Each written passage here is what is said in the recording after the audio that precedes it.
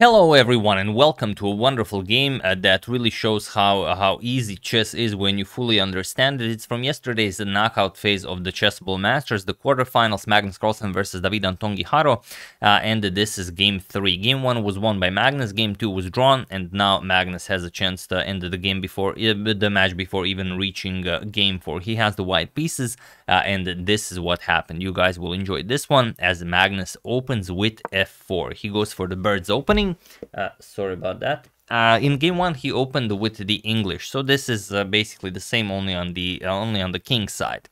So f4 and the d5 now is the standard way of challenging the bird's opening, but David Anton goes g6. And okay, we have e4, Magnus grabs the center now, we have d5 challenging the e4 pawn, and d3. Here Magnus even offers David Anton to go for a queen trade with the early captures, and queen captures on d1. This will ruin Carlsen's ability to castle, but he's down in a match, and you don't really want to force an endgame against Magnus already on move 3. That's not wise. So bishop to g7, we have knight to f3, and now again you could go for this trade. It's perfectly possible, but no one wants to play an endgame so early against Magnus, it would seem. And we have c5, and it is now as of move 4 that we have a completely new game, which is pretty awesome. Bishop to e2, Magnus continues development, and knight to c6. We have castles and pawn to e6 now, c3 and the knight g to e7. We have bishop to e3, so just nicely developing for both sides, and b6. Now preparing bishop to b7, or maybe even bishop to a6. We have queen to c2 and bishop to a6 now.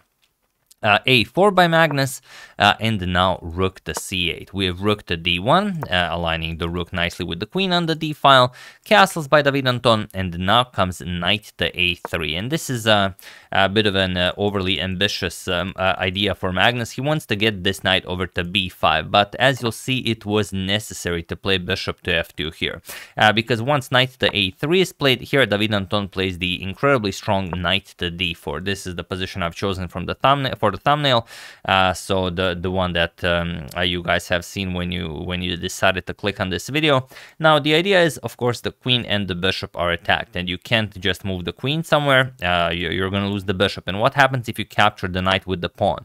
Well, then c captures on d4, the queen is attacked, and also the bishop on e3 is attacked, and that's why bishop to f2 was a necessary idea to prevent this whole knight to d4 business. And once we play something like queen b3, d captures on e3, and you can see that black is just all over the place. Those bishops slicing the entire board in half, the rook controlling the c file. Very, very strong play by black. So instead, Magnus plays bishop captures on d4, but even this isn't great, as you have to give up the bishop pair very early on. So c captures on d4, and now Magnus plays c4. We have queen to c7. Now again, you cannot capture or anything, as the queen on c2 would hang. So queen to d2, and now d captures on e4. We have d captures and the rook f to d8, and David Anton can be very happy with himself. He retains a better position, and he has a pass to d pawn, and it's not going to be easy to stop this pawn. Bishop to d3. Magnus blockades the pawn now, and here comes pawn to e5. Now here, the absolute best way to treat this position is bishop to b7. Go after the e4 pawn, and then strike in the center with f5. But after bishop to b7, after e5, Magnus just he just bounces right back in the game. He goes for knight to b5 now. Now the queen is attacked, so you can't just play anything. Queen to b8, and now knight captures on e5. We have bishop captures, pawn captures, and now David Anton doesn't want to capture on e5 because the a7 pawn hangs. So first he plays knight to c6 to go after the pawn, but now knight to d6. Magnus goes after the rook here, so rook to c7, and now queen to g5. And even though the position is roughly equal, it's very, very unpleasant getting all of this pressure from Magnus. So here, rook c to d7, and now b4. Of course, Magnus will not pass on the opportunity to execute b4, and it seems like you could capture it because b5 is coming, but you would be in grave danger if you capture this. If you capture the b4 pawn, then your knight is no longer attacking the e5 pawn, and the knight here just becomes too strong. Look at all of the dark squares in front of the black king, knight f5 pretty much ends the game. There's not all that much you can do. Let's say you trade the knight for bishop, we just capture, we don't really care. What's your next move? You're gonna play something, let's say rook e8, you wanna add more control over the e7 square, knight h6 check, and once you move the king, knight to g4. Now the knight is coming to f6, also you're just guarding this pawn, also rook to f3 is coming, rook to f1 is coming, e6 is coming, there's no stopping this position. Let's say you play something, h5, we're gonna play knight to f6, and after, let's say rook e back to d8, we're going to play queen h6, king to e7, and now queen g5. Threaten all sorts of nasty discoveries, so black will have to run away. And now, of course, we just win back material. Captures e6, and that's it. Rook is coming to f1. It's just game over here. So that's what happens if you capture the b4 pawn. Of course, that cannot be played, so David Anton goes for the e5 pawn, knight captures on e5. Queen captures, as this removed the defender of the knight on d6. We have queen captures, and now rook captures on d6. And here, it seems like David Anton defended well, and there is nothing that Magnus can do. However, there is one move that pretty much forces a terrible, terrible endgame for black. You can win a pawn here. It's not easy to spot, but I'm sure you guys can do it. So feel free to pause the video here and gain the winning advantage while I give you a couple of seconds.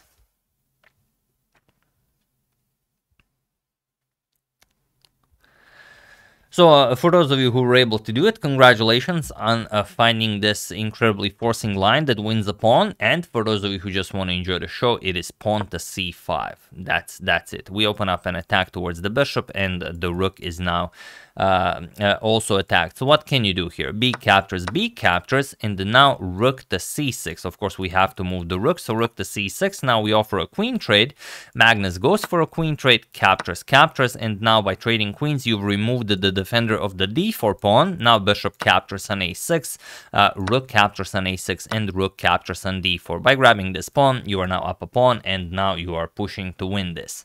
So rook to c6, we're gonna go after the c6 pawn. Rook to c1, now comes rook b to c8, and just rook to d5. So now Magnus defends the pawn nicely, and now it's time to bring the king into the game. So both players start bringing their king into the game. King f8, king f2, king e7, now g4. Of course, g5 would be a dream. So of course h6, we have h4 by Magnus, and rook to b8 now, trying to infiltrate with the rook here, stirring some trouble.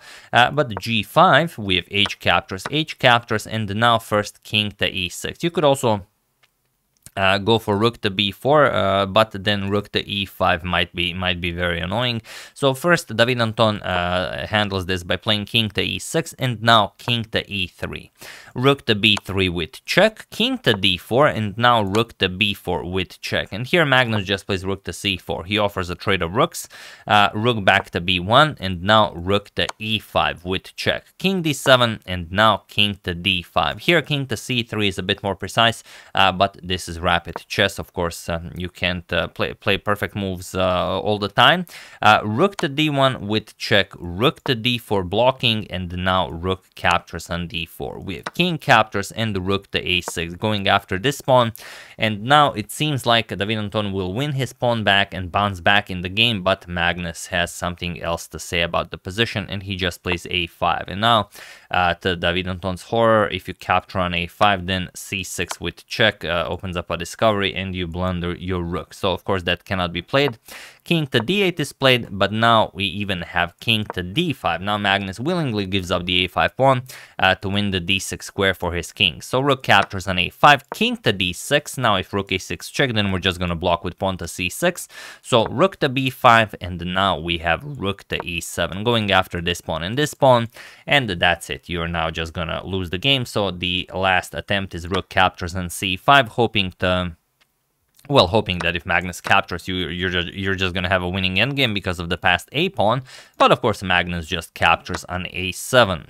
We have rook to c8, now defending against any rook to 8 check ideas. Rook captures on f7. There's just no defending this. King e8, we have rook to f6 going after the pawn. Rook to a8, and now you have to be very careful. You know, when you're this close to victory, you cannot play a move like rook captures, because then rook a6 check blunders the rook. So I hope none of you were considering this. So king e5, that's the cleanest way to do it. Rook to a5 check, king to f4, We have rook to b5, and now just a rook captures on g6. King f7, we have rook to a6, and he was in this position on move 54 that David Anton Guijarro resigned the game, as there is nothing more to be done here. So for those of you who like it when I finish the games, the game might continue something like, let's say, rook b1, black wants to be annoying and start checking the white king. We don't really care. Rook f6 check, we're going to move the king, e5 now, and after something like rook f1 check, we're going to move the king. Capturing is impossible, we just connect our pawns, and then of course the king and pawn endgame is winning. Rook e1 check, king to d5, rook to g1 now, going after the pawn, now even king to d6. Now we can give up the pawn, because after this we just move the rook, we control the entire f-file, and now we're just going to push our pawn to victory. But we still have to be careful. Rook g3, king to e7. You don't want to play a move like e6, then black will have a forced draw with rook to a3, but that's you know, a theme for a different video. King to e7, and now the black king really has no good options. If you move the king, rook g1 check, and if you just move your king, we can advance the pawn finally. King g7, we're going to play rook e1, king to g8, now king to e8, king g7, we're going to push the pawn to e7, and finally, once the rook moves, we're going to deliver this check, king to f6, and now king f8, and once the pawn reaches the e8 square, we will have a queen, and the black will then finally resign. So, of course, both of them notice after rook to e6, after rook to a6, David Anton resigned the game, and that's it for this game and for this match. So the match ends before without game 4 even being played. Magnus takes the win, and for those of you who don't know how the other matches went, you can see that Anish Giri defeated Aryan Tari, Praggnanandhaa defeated Wei Yi, Ding Liren defeated Mamedyarov, and Magnus Carlsen defeated David Anton. All of the matches ended with a score of 2.5 to, or rather no, Anish Giri, Aryan Tari 2.5 half, Wei Yi, Praggnanandhaa 1.5 2.5, Mamedyarov, Ding Liren 1.5 2.5, and Carlsen, David Anton 2.5 to half. So here in the semifinals we will have Anish versus Praggnanandhaa and Magnus versus Ding. So those will be the games that we will be covering today.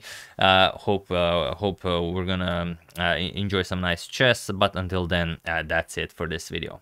So once again, hope you guys enjoyed it. As you can see, there was that one moment where David Anton could have pushed for the initiative, but he gave up his advantage, and then he had an equal position against Magnus, but that you know, especially with the lower time controls, is very rarely enough to hold the draw.